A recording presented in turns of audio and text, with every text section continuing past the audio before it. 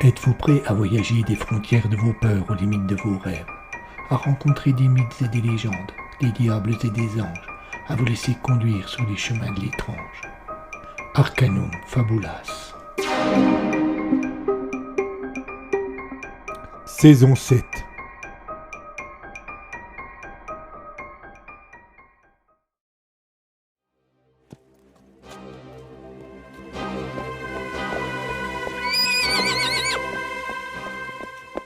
Ce village nous semblait la proie idéale. Quelques paysans égarés au milieu d'une forêt.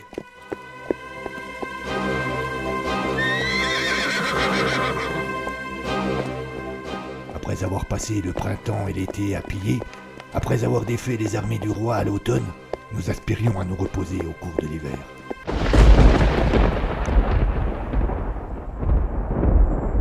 Mais ce village n'était pas un village ordinaire, et son secret va nous mener en enfer. Cernunnos, la naissance du diable. Épisode 8.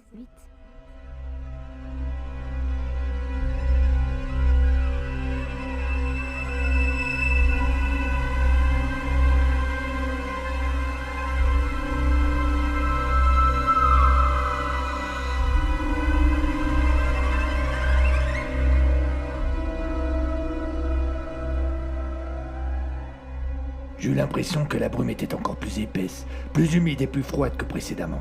J'étais seul au milieu de nulle part et sans le moindre point de repère. Pourtant, Philippe ne m'avait précédé que d'un instant et il s'était déjà complètement volatilisé. Je m'accroupissais pour examiner le sol, espérant y trouver la trace de son cheval, mais rien.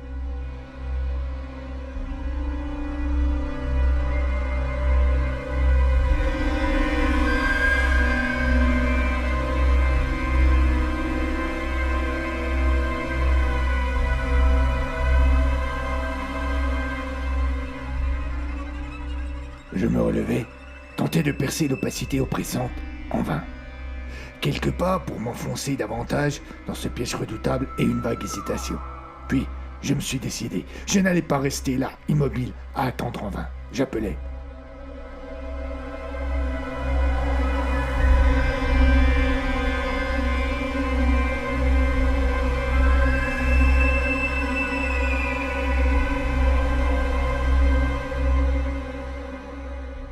Philippe!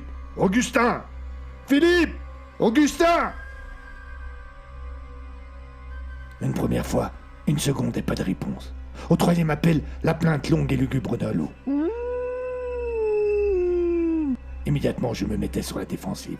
Je respirais lentement et profondément pour tenter de contrôler tout tremblement. Je pointais mon épée en avant pour être prêt à parer toute attaque.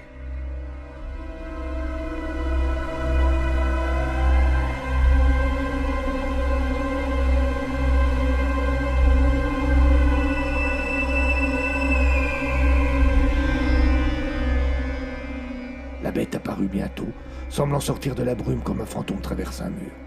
Elle se tenait à quatre pattes et, si ce n'est les deux ailes qu'elle avait dans le dos, on aurait pu penser qu'il s'agissait d'un loup ordinaire. Un loup énorme, puissant et terrifiant, mais un loup. Elle me regardait sans manifester la moindre émotion ni agressivité. Je ne peux pas dire que son attitude me rassurait, bien au contraire. Je savais pertinemment que je n'avais pas une amie devant moi. Pouvais-je combattre et espérer vaincre? Peut-être.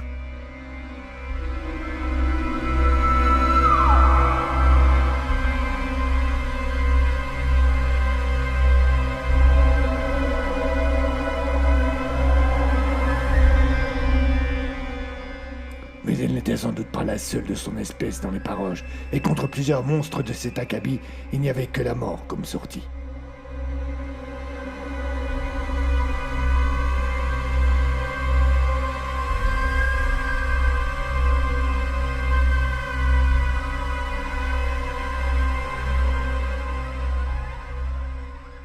Heureusement, je n'étais pas très éloigné de la limite de la brume, et en reculant lentement, je l'atteindrais rapidement. Quelque chose me disait que le monstre ne sortirait pas du brouillard. Mauvais calcul.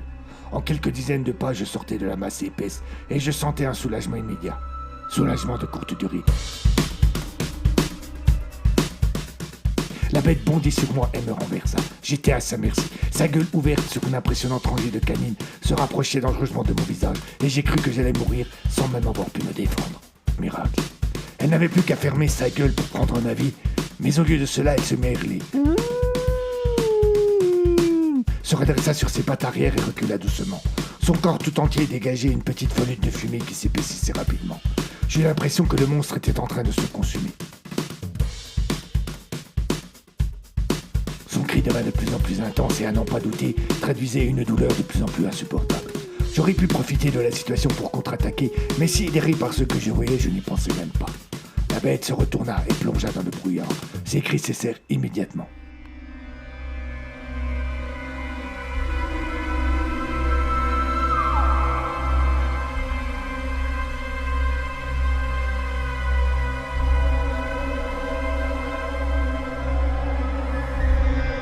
Il me fallut quelques instants pour reprendre mes esprits. Quand je me relevai enfin, le mur de brume devant moi était intact. Était-il prudent d'y retourner ? Je n'eus pas le temps de mûrir vraiment cette question. Il y eut un hennissement, un grand galop, et le cheval de Philippe jaillit hors du brouillard. Il pensa devant moi à toute allure, et je remarquai deux choses terrifiantes en le suivant de regard. L'animal était blessé à son flanc droit, et il traînait sur son côté gauche, frottant au sol mais retenu par la selle, à une masse informe que j'imaginais être le corps de Philippe.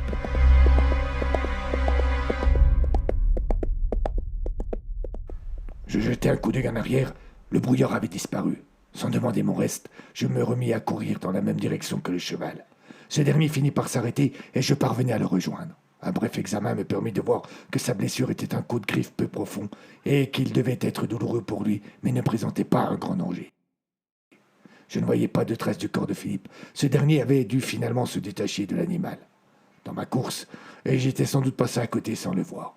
Il me parut vain de partir à sa recherche, et devant l'échec patent de ma mission, je décidai d'enfourcher le cheval et de retourner au village le plus rapidement possible.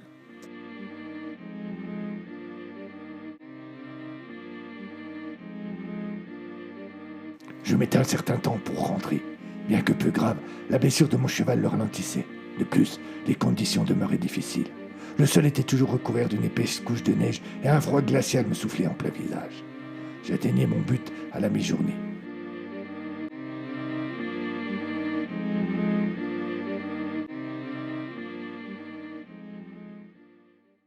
Je croisais des camarades qui patrouillaient dans le village et qui parurent surpris de me voir là. Je ne pris pas le temps de leur expliquer ce qui s'était passé.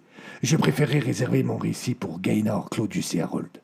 Les autres apprendraient bien assez tôt la mort de leurs camarades. Je me rendais donc directement à la ferme fortifiée. À mon arrivée, Thomas était absent. Il s'était joint à une patrouille partie traquer le vieillard. Je pus donc me reposer un peu. Je m'allongeai dans un coin de la salle principale et je sombrai dans un sommeil profond. C'est Gaynor qui me réveilla en me secouant sans grande délicatesse. « Qu'est-ce que tu fais là? Où sont les deux autres ?» Je me relevai avec peine et je constatai que la pièce était éclairée par des bougies. Dehors, il devait faire nuit. Je ne le voyais pas car on avait placé d'épais volets en bois devant les fenêtres. Je repoussai doucement Thomas. J'avais besoin de respirer un peu et de reprendre mes esprits. Mais le chef était pour sa part pressé, très pressé, et il insista. « Ne me dis pas que vous avez déjà fait l'aller-retour jusqu'à Arras. C'est impossible. » « Non, non, bien sûr que non, lui répondai-je. Mais tu ne vas jamais croire ce que je vais te raconter. »« Je t'écoute. » insista le Gallois en oscillant entre colère et inquiétude. « Pas ici !» lui disais-je à voix basse en jetant un coup d'œil à nos camarades attablés qui semblaient s'intéresser beaucoup à notre conversation. « D'accord, allons dans la tour. » Il tourna les talons avant que je n'aie le temps d'approuver ou de réprouver. Je le rattrapai donc en deux pas et l'arrêtai en lui posant la main sur l'épaule. Il serait souhaitable que Claudius et Harold soient là.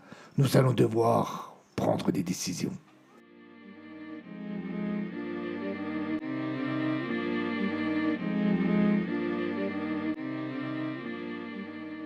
Ils m'avaient tous écouté dans un silence total, et je fus surpris de ne pas voir plus de réaction de leur part lorsque je leur décrivis ces bêtes étranges qui m'avaient attaqué. Ils eurent juste un échange de regards. « Que penses-tu qu'il soit arrivé à nos deux camarades ?» demanda Claudius à la fin de mon récit. « Je ne doute pas qu'il soit mort, répondai-je en soupirant. Si le brouillard s'est dissipé après que le cheval de Philippe en soit sorti, c'est sans doute qu'il n'y avait plus d'être vivant au-delà de la limite. » Mais ça, c'est ta conclusion. intervint Harold. Il est possible qu'il soit retenu quelque part. Je n'y crois pas. Reprit Gaynor en secouant la tête. Pas après ce que l'on nous a raconté. La surprise de se lire sur mon visage, car mes 3 camarades soupirèrent en me regardant. J'eus soudain l'impression qu'ils me cachaient quelque chose, ou du moins qu'ils avaient des confidences difficiles à me faire. J'essayai donc de lancer la machine. Quelque chose ne va pas? Expliquez-moi ce qui se passe. Ils se regardèrent tous, chacun semblant demander à l'autre de parler. Le Gallois assuma son rôle de chef.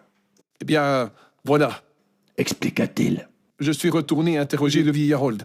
Comme il était enchaîné dans notre étable et qu'il ne pouvait légitimement se faire de soucis pour ses derniers fils, j'espérais qu'il serait plus collaboratif et qu'il arrêterait ses conneries et ses histoires de démons. Rien de tout cela. Il a persisté. Il m'a décrit comment ils ont combattu le démon qui avait enfermé le village. Enfermé le village? Il m'a exactement décrit ton mur de brume.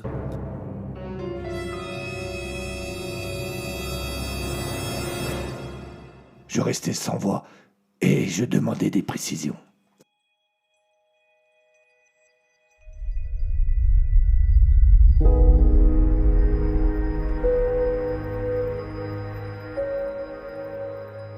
Tout le village était mobilisé pour trouver le démon qui, nous avait-on dit, se cachait dans le bois. Chaque fois que nous partions pour le traquer, nous le faisions la peur au ventre. Ce n'était pas un adversaire au nerfs, ce n'était pas un animal sans défense, c'était une bête sanguinaire, au pouvoir et à la force inconnue. Lorsque nous avions demandé au prêtre à quoi ressemblait la bête que nous devions traquer, il nous avait répondu simplement que nous le saurions en le voyant.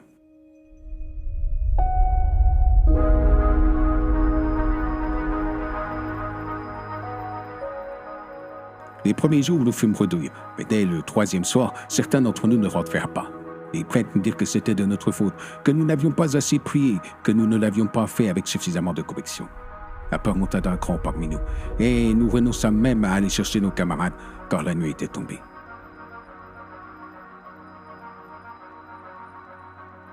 Le lendemain, dans la forêt, nous trouvâmes leurs corps horriblement mutilés.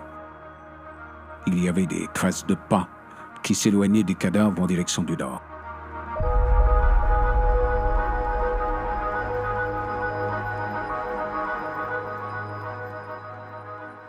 Les plus courageux d'entre nous voulurent les suivre, mais soudain, un brouillard se leva et les enveloppa entièrement.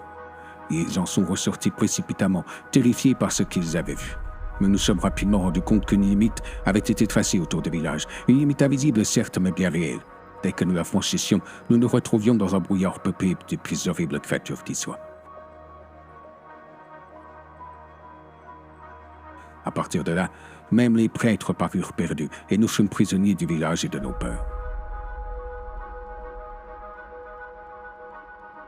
Et puis, un matin, il y eut un bruit devant l'église. Le Seigneur était là, avec certains de ses gens. À genoux devant lui, solidement liés par des cordes épaisses, se trouvait un vieux aux cheveux longs et au regard fou. Il appela tout le village, et quand nous fûmes réunis, il nous dit qu'il avait tenu sa promesse. Il nous affirma que le pauvre Bouddha qui se tenait là, entravé, était le démon responsable de tous nos malheurs. Nous l'écoutions sans être vraiment convaincus. Comment ce petit vieux aurait-il pu avoir autant de pouvoir? Même lorsque les prêtres confirmèrent qu'ils agissaient bien de la bête que nous traquions depuis le début, les habitants conservèrent un doute. Le Seigneur ne remarqua sans doute pas nos réserves et annonça que l'immonde serait brûlé le soir même. Toute la journée, il resta sous bonne garde sur la place du village, et le soir venu, il fut conduit au bûcher.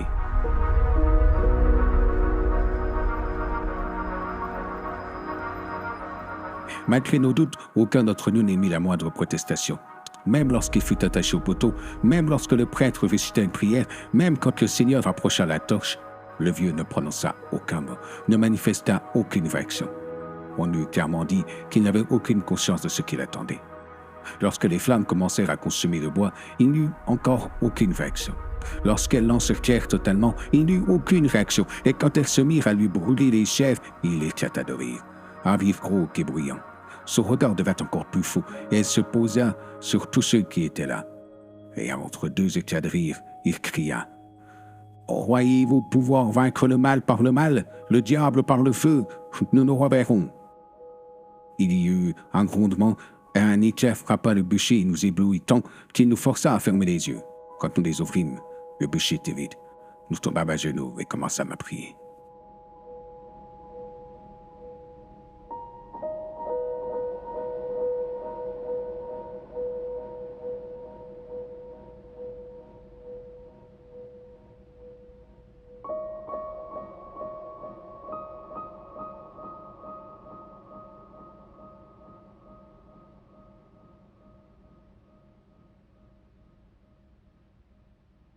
J'avais écouté Gaënor me rapporter les propos du vieil Arnold, et je ne les aurais jamais crus si je n'avais pas moi-même été confronté au mur de brume et à ces monstres.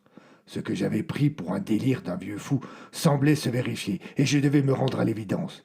Nous devions tous nous rendre à l'évidence. Nous étions prisonniers de ce maudit village.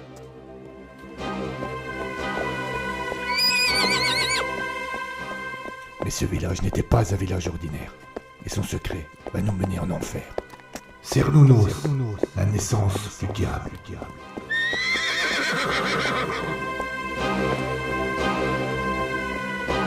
À suivre.